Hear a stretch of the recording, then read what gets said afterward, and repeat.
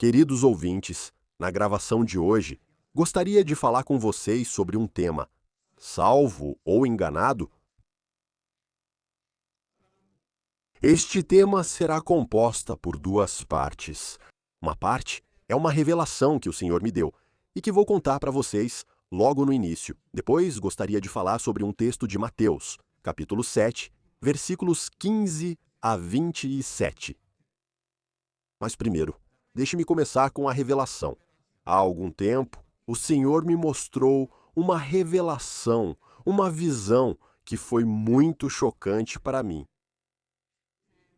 E eu estava andando e à minha frente ia o Senhor Jesus. E ele encontrou uma pessoa que, em vida na terra, era muito conhecida. Para dizer a vocês, eu até sabia o nome, se não me engano. Então era uma pessoa que, na Terra, era conhecida por 1/3 da população do planeta na sua época, e ele também disse seu nome. E quando o Senhor Jesus chegou perto dele, olhou para ele. E essa pessoa perguntou a ele: "Você me conhece, Senhor?" E o Senhor Jesus disse: "Não, não te conheço." E então, essa pessoa se sentou e gritou, dizendo: "Senhor, como assim o Senhor não me conhece, se 1/3 da superfície da terra me conhece? Eu fui muito conhecido na terra, o Senhor me conhece." E o Senhor Jesus disse novamente: "Não, eu realmente não te conheço." Então agora, o que posso dizer a vocês é que no momento em que olhei para aquela pessoa, percebi que na terra ela só fez as coisas terrenas, não fizeram nada para o Senhor, então não fizeram nada para o céu, mesmo que na terra fossem muito conhecidos. O Senhor Jesus não o reconheceu e seguiu em frente, e aquela pessoa caiu no chão, gritou: "Senhor, como é que não me conheces?" E enquanto o Senhor Jesus seguia em frente, havia mais uma pessoa. Essa segunda pessoa era um homem que na terra espalhou a palavra do Senhor. E no momento em que o Senhor Jesus estava diante dele, ele ainda tinha na frente como se fosse uma cesta com comida, e ele ainda estava comendo aquela comida. Então era o ensinamento que ele deu na terra, e eu observei que o ensinamento dele era negro. E na presença do Senhor Jesus, ele foi jogado ao chão por uma força. E quando foi jogado ao chão, até a comida dele voou ao redor. E o Senhor Jesus olhou irritado e cuspiu na comida dele. Talvez essa revelação seja chocante, mas saibam que tudo tem um significado. Então, aquilo que ele comia, ou seja, o ensinamento que ele dava, não era verdadeiro. E o Senhor Jesus cuspiu, ou seja, desprezou o ensinamento dele, e ele mesmo ficaram jogados no chão. Eu fiquei tão chocado quando vi essas coisas, fiquei horrorizado e não consegui dizer nada, porque não esperava. Meu Deus, o que será de mim? Então, quando vi que aquela pessoa se esforçou tanto no chão para ensinar os outros, mas ensinaram mentiras, pensei em ver que desastres causam essas pessoas que ensinam mentiras aos outros. Então a presença do Senhor Jesus o jogou no chão e o deixou como morto. E o Senhor Jesus cuspiu na comida que ele ainda estava comendo. Ou seja, um sinal de que desprezou a comida dele. Porque ele não deu uma comida verdadeira, não espalhou a verdade neste mundo. Fiquei chocado e disse: "Senhor, como vai ser?" Depois não pensei mais nisso. E o Senhor Jesus deu alguns passos à frente, e quando vi que ele deu alguns passos à frente, eu fiquei um pouco mais para trás. Me passou pela cabeça que agora a terceira pessoa era eu, para quem o Senhor Jesus deveria se dirigir. E isso me passou pela cabeça. Será que nem a mim ele conhece? E pelo choque, e pelo grande terror que passou por mim, eu nem consegui mais olhar, só olhei para os pés dele. E o Senhor Jesus se virou e me mostrou as mãos. Ele acenou assim para mim. Isso é uma coisa que até agora eu não entendo. Tudo o resto eu entendi, mas isso eu não entendo. Por quê? Ele me chamou com 2 dedos, não com um dedo, para eu ir até ele, mas com 2 dedos. Eu não sei o que isso significa, o que ele quis dizer com esse gesto de 2 dedos, mas de qualquer forma, eu fui até ele, e ele me pegou e me colocou em uma balança. Eu comecei a dizer para vocês que, se chegarmos a ser salvos, sim, seremos colocados na balança. Portanto, nenhum homem sobre a face da terra que vive escapará do julgamento do Senhor. Os salvos seremos pesados e, dependendo de como formos encontrados, seremos recompensados mais ou menos. Mas aqueles que não são salvos, aqueles que não são conhecidos pelo Senhor, acabam não sendo salvos, ficam para trás do Senhor e não vão mais para onde o Senhor vai. Agora, dito isso, essa foi uma revelação que o Senhor me mostrou e uma espécie de sinal de alerta. Para pensarmos, estamos salvos ou enganados? E eu gostaria de entrar em um texto da Bíblia que esclarece essas perguntas, se estamos salvos ou enganados. E eu gostaria de ler para vocês o texto da Bíblia, que se encontra em Mateus capítulo 7, com o versículo 15 até o 27. Vou ler para vocês, resumidamente, para que vejam o que o Senhor diz. Aqui, o Senhor Jesus se dirige à multidão e diz mais ou menos assim: cuidado com os falsos profetas. Eles vêm até vocês vestidos com roupas de ovelha, mas por dentro são lobos devoradores. Vocês os reconhecerão pelos frutos. Por acaso se colhem uvas de espinheiros ou figos de ervas daninhas? Da mesma forma, toda árvore boa produz bons frutos, mas a árvore má produz frutos ruins. A árvore boa não pode produzir frutos ruins, nem a árvore má pode produzir frutos bons. Toda árvore que não produz bons frutos é cortada e lançada ao fogo. Assim, pelos seus frutos, vocês os reconhecerão. Nem todo aquele que me diz, Senhor, Senhor, entrará no reino dos céus, mas apenas aquele que faz a vontade de meu Pai que está nos céus. Muitos me dirão naquele dia, Senhor, Senhor, não profetizamos nós em teu nome? Em teu nome não expulsamos demônios? E em teu nome não fizemos muitos milagres? Então lhes direi claramente, nunca vos conheci. Afastai-vos de mim, vós que praticais a iniquidade. Portanto, todo aquele que ouve estas minhas palavras e as pratica, eu o compararei a um homem prudente, que construiu sua casa sobre a rocha, caiu a chuva, vieram as enchentes, sopraram os ventos e bateram contra aquela casa, mas ela não caiu, porque tinha seus alicerces na rocha.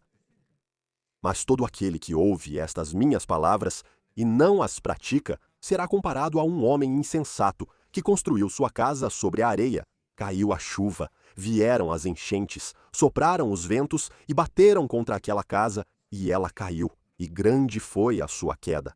Depois que Jesus terminou essas palavras, Noradeia ficou admirada com os seus ensinamentos, pois ele ensinava como quem tem autoridade, e não como os escribas deles.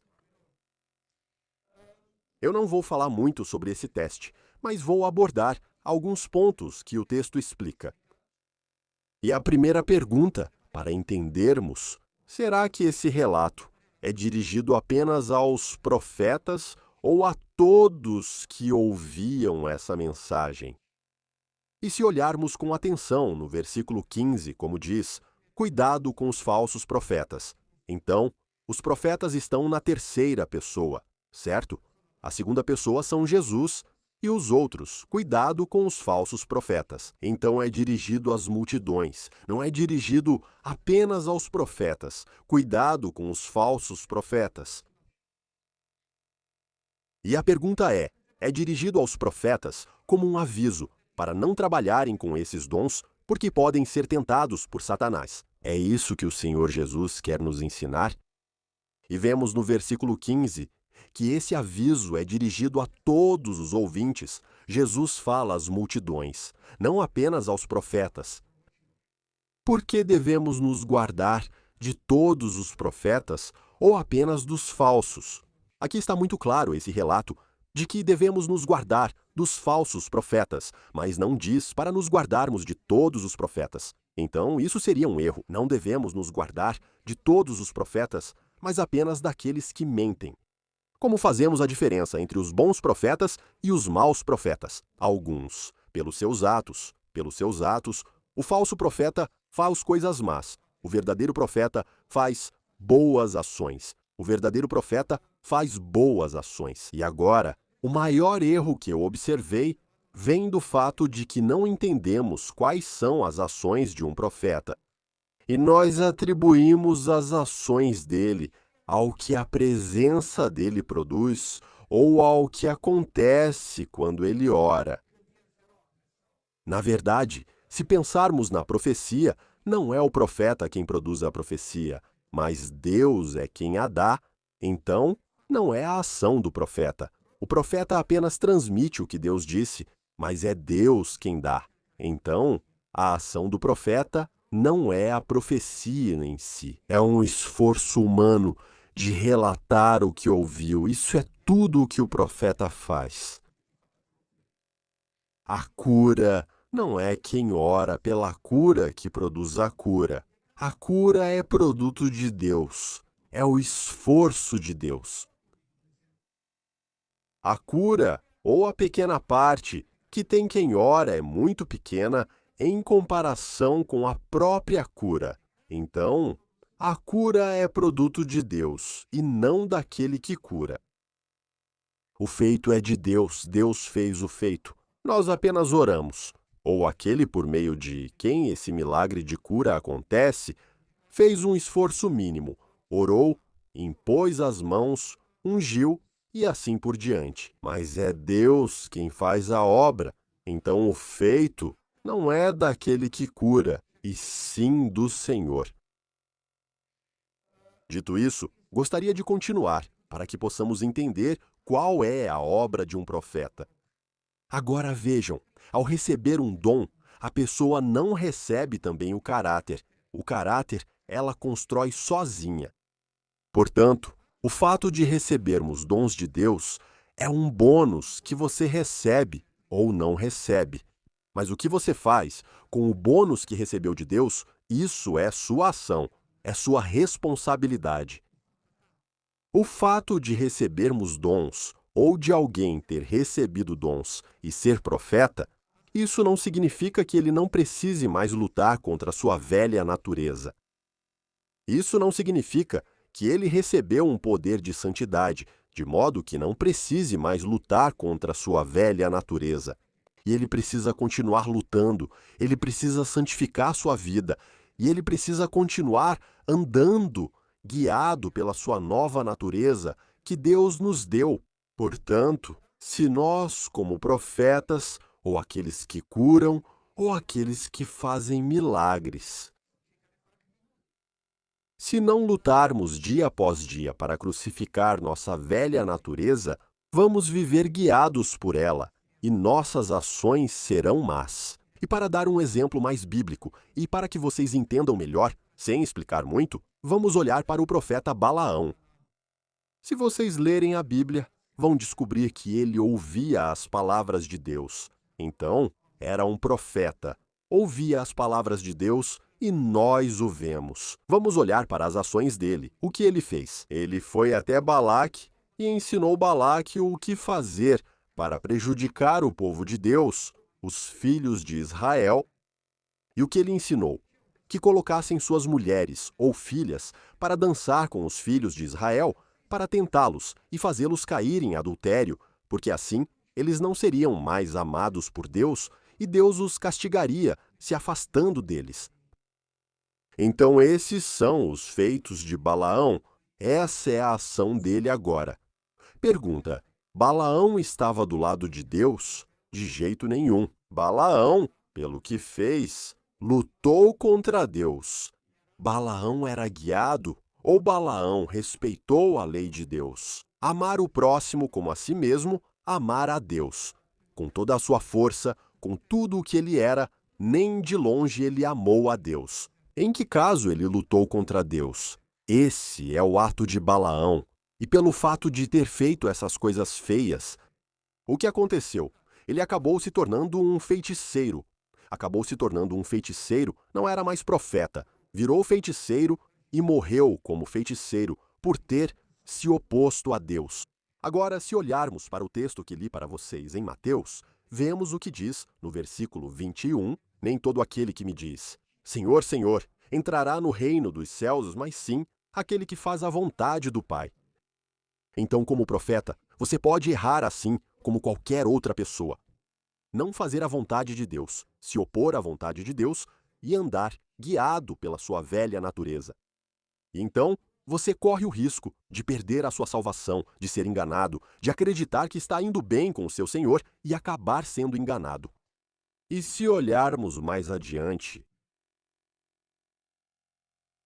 no versículo 22, há muitos que, no versículo 22, dizem mais ou menos assim: com que poder esses profetas trabalharam?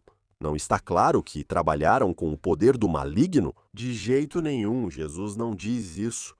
Quando eles dizem, muitos me dirão naquele dia, então não serão poucos os que naquele dia me dirão, Senhor, Senhor, não profetizamos nós em teu nome, não expulsamos demônios em teu nome, e não fizemos nós muitas maravilhas em teu nome? Jesus não diz, não, vocês fizeram isso com o poder de Satanás. Nada disso. Ele não diz isso, porque não foram eles que fizeram o milagre, mas sim o Senhor Jesus que fez o milagre. Não foram eles que curaram muitos, mas sim o Senhor Jesus que curou. Então, o Senhor Jesus não pode se contradizer a si mesmo. Então, as obras deles são más, porque eles agiram. Olhem o que diz no versículo 23, então eu lhes direi claramente, não os conheci. Então, qual é o problema deles? Que não foram conhecidos pelo Senhor Jesus? Esse é um problema. E o segundo, afastem-se de mim, todos vocês que praticam a iniquidade. Então, essas pessoas agiram contra a lei de Deus, ou seja, duas coisas. Não foram reconhecidas por Cristo e agiram contra a lei de Deus. Então essa foi a culpa deles. Não foi culpa deles terem profetizado, não foi culpa deles terem feito milagres, porque não foram eles que os fizeram. Então a parte deles é pequena, mas as ações deles são más, porque agiram fora da lei de Deus. Agiram fora da lei de Deus. Se. Então não podemos dizer que esses profetas e esses foram inspirados por demônios. Não é disso que se trata.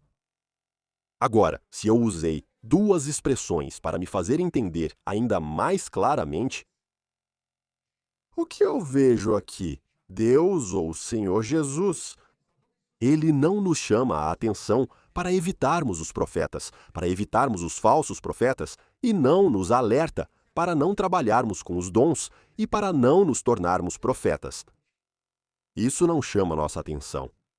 E eu continuo acreditando que o Senhor Jesus, aqui quero dizer algo completamente diferente. O Senhor Jesus, quando nos apresenta uma verdade, ele nos mostra a situação mais impossível, para abranger todas as situações. Então, a situação menos provável é fazermos, então, milagres, ter os dons do Espírito Santo e tudo mais, ser enganado, porque suas ações são más e você não trabalha na lei de Deus, você não está do lado do Senhor.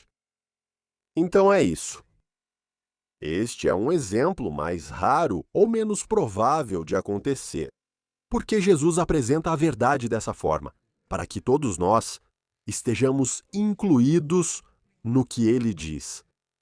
Então, se profetas, se aqueles que fazem milagres veem esses milagres de Deus e mesmo assim continuam vivendo segundo a sua velha natureza, podem se enganar e não serem reconhecidos pelo Senhor Jesus e agir fora da lei de Deus. Em outras situações, esses casos de engano podem ser muito mais comuns. Portanto, no caso de você nem ter experimentado os dons do Espírito Santo, o risco de cometer esses erros é muito, muito maior. Embora aqueles que veem milagres e aqueles que chegam a estar perto do Senhor possam ser enganados e nem sequer serem amigos do Senhor Jesus. Para que esse texto fique ainda mais claro, gostaria de dar 2 exemplos para vocês, para vermos o que significa ser amigo e o que significa ser alguém que desobedece à lei do Senhor. Vamos ver o que isso significa. Vejam o que diz o Senhor Jesus em Mateus, capítulo 26, versículo 50. Pois todo aquele que faz a vontade do meu Pai, que está nos céus, esse é meu irmão, irmã e mãe. O que isso significa? Esses são conhecidos pelo Senhor Jesus, então você é conhecido pelo Senhor Jesus e pode se tornar como um conhecido próximo dele. Se você faz a vontade do Pai, a vontade de Deus, então, se fazemos a vontade de Deus, somos conhecidos pelo Senhor Jesus. E olhem, vou dar mais um exemplo em João, capítulo 15, versículo 14. Vocês são meus amigos, se fizerem o que eu ordeno.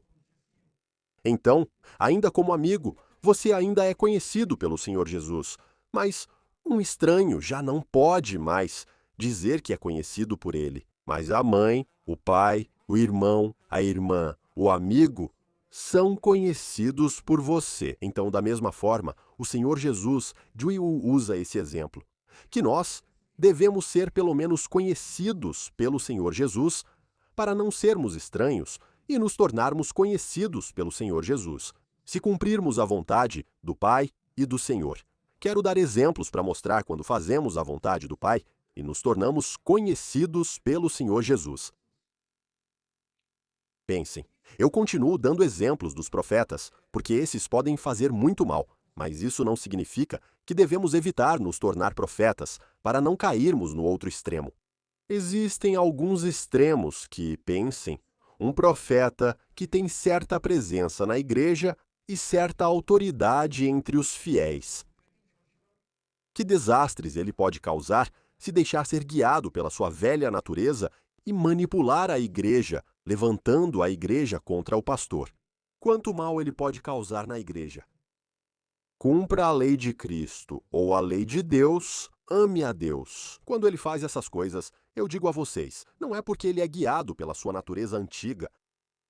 Se ele levanta a igreja contra o pastor, se ele divide a igreja porque não se submete, nem tem intenção de se submeter, como diz a palavra do Senhor, submetam-se no amor de Cristo. Portanto, por causa de Cristo, vamos nos submeter uns aos outros. E não devemos dividir as igrejas, não devemos usar os métodos do maligno, não devemos fazer a vontade do maligno, mas sim a vontade do Senhor. O Senhor deseja que dividamos as igrejas ou prejudiquemos os mais fracos.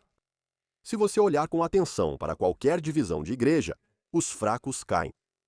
Saibam que eu observei muitas divisões de igrejas e muitos, entre os mais fracos que estavam nas igrejas, caíram. Se você é insubmisso e desleal, está fazendo a vontade do Senhor. Veja como você pode ter todos os dons, porque dons, são algo que você não mereceu, mas Deus te deu. Para Deus, Ele não se arrepende do dom que colocou em você, mas de você é exigido ainda mais do que dos outros, ainda mais do que dos outros. Então, se você é insubmisso e desleal, serve de alguma coisa para o Senhor o seu trabalho? Não, porque você acaba sendo desconhecido pelo Senhor. Se você se considera mais iluminado que os outros e não obedece, e se o orgulho está crescendo dentro de você, será que você é obediente ao Senhor? Você faz a vontade do Senhor na igreja quando está orgulhoso e é guiado pela sua velha natureza? Se você não vai à igreja, você faz a vontade do Senhor? Você não faz a vontade do Senhor. Então, agora você está sendo peneirado, você não faz a vontade do Senhor. Depois disso, pense em que exemplo você está dando para os outros. Quando você não vai à igreja, quando não ama a igreja, quando a odeia e está cheio de orgulho e acha que sabe mais do que os outros, você está fazendo a vontade do Senhor? Você está sendo guiado pela vontade dele? Você é o novo homem guiado pelo Espírito Santo? Nem pensar nisso. Só pense. Se você não vai à igreja, que exemplo você está dando para a sua família? Se você, como pai, como mãe, como pai, não vai à igreja E você não faz outra coisa além de criticar o tempo todo os pastores e aqueles que servem. O que seus filhos vão fazer? Saiba que eu já vi isso também. Inclusive nas nossas igrejas. Sabe o que as crianças fazem? Continuam criticando. E se alguém acredita, não obedecem ao pastor. Por quê? Porque eles olham para os pais e copiam os pais. A pergunta é: essas crianças vão continuar na igreja? De jeito nenhum, depois de um tempo, esquecem que a igreja existe. Então, o que somos pesa muito mais do que o que falamos, o que fazemos. Isso é o que somos. Então, o Senhor Jesus chama ainda mais nossa atenção para o fato de que a provação virá sobre nossas vidas. Então, se você agora está semeando feno, palha e cana, e não está juntando pérolas e ouro, mais cedo ou mais tarde, na verdade, o que você está fazendo hoje? Você está colocando areia na sua raiz. Está construindo uma casa sobre a areia que vai desabar no dia da provação, vai desabar e a queda será grande. Então você vai perder a sua fé, você vai perder a sua fé, você não será reconhecido pelo Senhor Jesus. O Senhor Jesus vai passar por você e vai seguir em frente. Assim como passou por aquele que aprendeu errado, que se alimentava de ensinamentos falsos, ou como aquele que trabalhava apenas para a terra. Esse. E gritou e chorou: Senhor, Senhor, você não me conhece? E o Senhor Jesus disse: Não, realmente não te conheço. Então eu acredito que o aviso de hoje deve ser levado a sério, porque o Senhor Jesus também nos disse isso com muita seriedade e escreveu em sua palavra. Salvos, eles se enganaram. Se vivermos como novo homem, estamos salvos. Mas mesmo tendo o dom, se semearmos na nossa velha natureza e juntarmos feno, palha e cana, a provação virá e você vai cair. Eu poderia dar mais um exemplo, mas vi alguém, não posso dar detalhes, vi alguém que, em uma provação médica, chegou a uma situação muito crítica. E, em uma provação na doença, foi tão fortemente tentado que acabou perdendo a fé e falando contra o Senhor. Então, se nós juntarmos feno, palha e junco, quando vier a provação, quando os ventos soprarem e a chuva cair, vai bater na nossa casa, na casa da fé. Vamos desmoronar e perder a fé. Vamos perder a fé. E então, o Senhor Jesus vai dizer que não nos conheceu. Não nos conheceu. Agora, o desafio é fazermos a vontade de Deus e não esquecer que todos os dias devemos fazer a vontade de Deus e não lutar contra a vontade de Deus. Porque então, se lutarmos contra a vontade de Deus, seremos enganados. Não importa quantos dons temos, os dons não são importantes.